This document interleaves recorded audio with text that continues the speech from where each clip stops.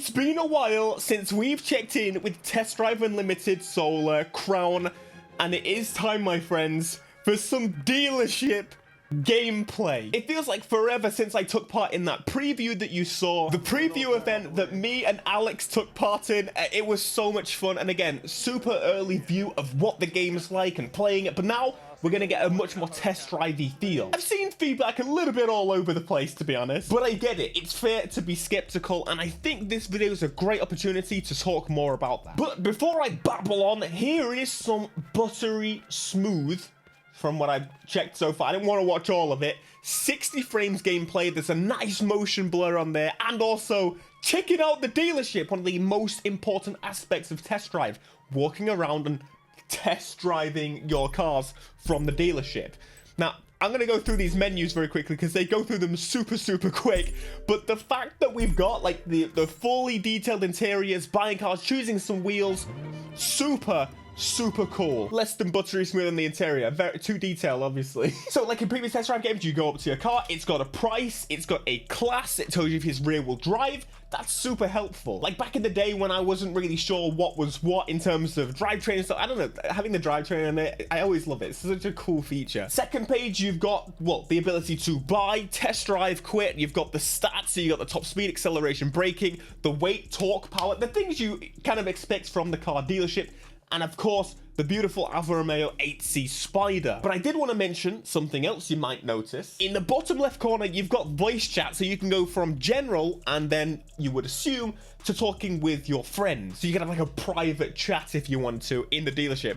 I remember with Test Drive Unlimited 2, I remember going to the dealership with my friend Dale when I had enough money to buy the car that I'd been saving for a really long time. It's a proper social experience. I really wanted to take my friend and show them basically when I was going to go buy this car. Now, I would have gone for a different color than the white because that red had some really nice reflections. You know me.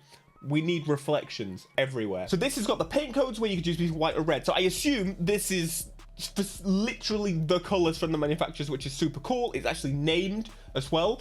You've got down below, you can see the steps that we're taking. So the next stage is to choose your interior. You've got, well, your red, black, your kind of lighter, and brown. Definitely an old man spec car. And they choose, I think, the worst wheels.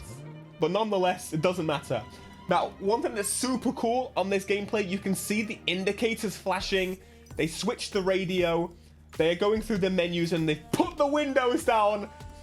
Honestly, this is so cool. Into the third person view. Throughout the video, they demonstrate some radio stations. They show you the indicators. And of course, I hope with a wheel, we can bind those indicators and such, because we've got more buttons available and such, or a PC in general. That for sure needs to be done. Now, the city looks amazing. Finally, some 4K 60 gameplay really does the game proper justice. I would say the city genuinely is beautiful. I absolutely love it. It's huge. There's so much to explore. And again, I can talk about it from a perspective now. I've played it a long while ago, and now I'm seeing it as it is now, and it is running so well. This is awesome. Turning on the headlights as well. A proper driving experience. This is just a full-on cruising video. What we did was racing, and of course it got a little bit hectic with the amount of us that was going on, considering the road sizes. So this road here is pretty wide. I don't know, for Americans, they're like, what? That's the tiniest road I've ever seen. Hey, don't worry, we're gonna see some skinnier roads. It's pretty cool. Now, I'm gonna say, as it is now, looks beautiful, sounds beautiful. Definitely need to check out the main video to listen to the car sounds. The rumble and burble is crazy. There's music, so I've turned it down a little bit. But this is awesome. You can see there's a nice little bit of slide on the handling. The handling is explained as kind of like Simcade. They want it a bit more realistic than Forza was the idea. This looks like a proper street racing area. I love this so much.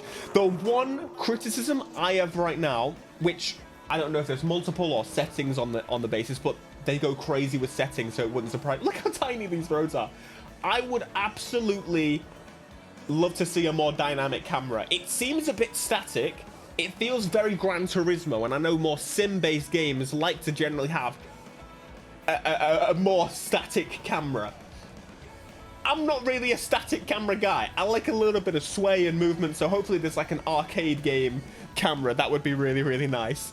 But there you go, Test Drive Unlimited Solar Crown gameplay, but that's not all the information we've got. We've got a new article that came out just before with some extra details that you definitely want to hear. But what did you think of that gameplay? It's so good. I really do think this should have been part of the preview they showed you. Like, if it was up to me, I would definitely have gone from like the beginning, the hotel, going to buy a new car with a friend, or going to the dealership and meeting up with, like, it would have done the test drive flow. However, they wanted to show the racing side of things on this. But of course, the fact that we've got some gameplay at 4K 60 and it's looking pretty good, I'm very impressed. You know what we do here? I'm going to summarize this article for you so you don't need to read. Isn't that incredible? Man, I love the internet. So in this first paragraph, they mentioned that they gave access to 1,000 players. They did a little preview and kind of got their feedback and opinions on the game, and are going to make changes based on that feedback. That's the great thing about, well, announcing and showing a game early and it being a little bit later. Then they go on to talk about the previous event that I took part in.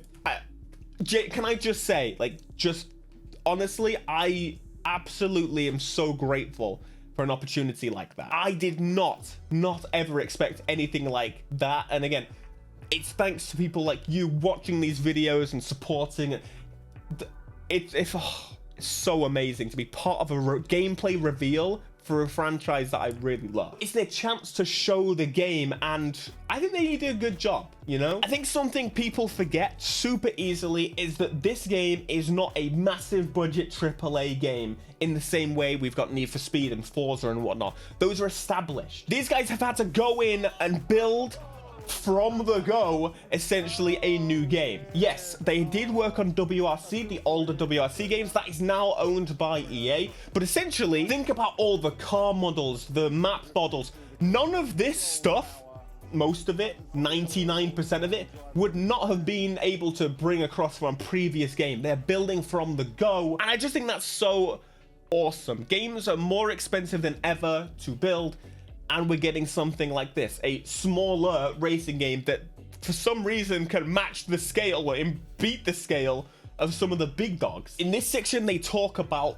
kind of just that, actually, that at TDU Connect, they were addressing a larger audience than just the long-standing fans of the franchise. You have to realize that Test Drive was never as big as any of the other games. In fact, I think Test Drive Unlimited 2 didn't really sell huge numbers like racing games actually do today, which is pretty wild to think about. I feel like the game became more popular after, when it was dead. They wanted to show basically all aspects of how you play the game. They had the social aspects at the club. They had the aspects of all of us driving together, but also competitively, cooperative, competitive, all in one. And in general, showing a build like this with multiplayer sessioning, everything can go wrong. And here they talk about the actual test drive experience of, you know, going to a dealership and customizing a car together as a group. Like, customizing a car as a group is so sick. So this is from Alan, the creative director, along with our guests you saw and shared in an early development version during the gameplay reveal. It's pretty worth noting that the gameplay we saw today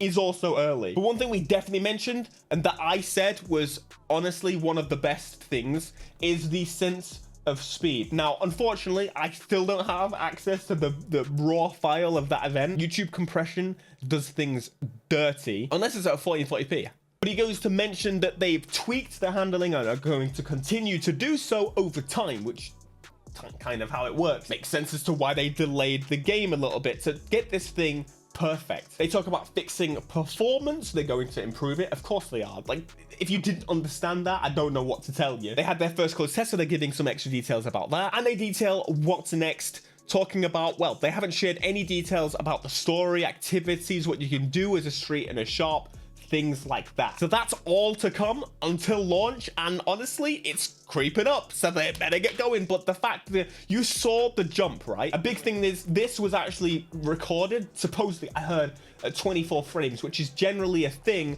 when you're using like camera feeds and such. But the gameplay ended up getting crushed to that as well, and so it's skipping frames more so than it actually did when we were playing. That clearly then is just some terrible driving. But now being at this point where it's clearly so smooth compared, that's pretty telling, right? It shows you how games change so rapidly in the background, and why you shouldn't really care about like the issues of frame rate and stuff when it comes to preview videos. These things are complicated, especially when you're filming in a crazy hot room with how many people playing at the same time on a really preview build. And I think it should be pretty telling with these leaks and such that come out with other games like GTA, when they see, oh, that must be how the game looks, right? You are crazy. It's looking awesome, and I cannot wait. Hey, you just crossed a double white line. That's disgraceful. I know my colors. Absolutely. Please do share your thoughts. What do you think now? Have you changed your thoughts? I want to know. And I'm pretty sure the test drive devs do too.